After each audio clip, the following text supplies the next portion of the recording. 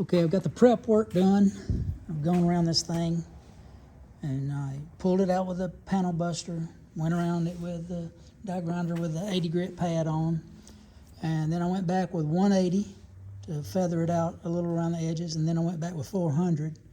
And so then I went with phosphoric acid and etched the metal to promote the filler for it to be able to stick better.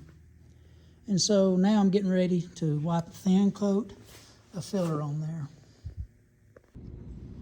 Okay, I got a thin layer of filler on here, and most of it will come off. I'm going to start out with 80 grit. I've taped up around some of the edges that I definitely don't want to get any scratches in. And I just start by making these X patterns. And I do this whenever it's critical like this. I do it by hand so I don't overcut.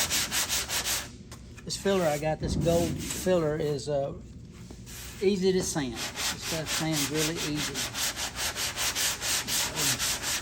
I just keep going like that until I get cut down pretty good with some 80. Then I'll go back with 180 and then 400 before I ever put any primer on it. Okay, I'm started cutting this thing down. I've gone with the 80 and then I went back with 180.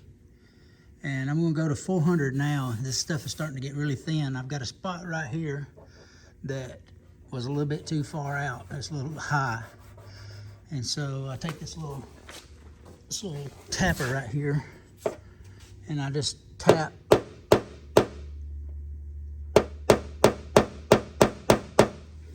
that down so that as I cut, I'm not just hitting that top.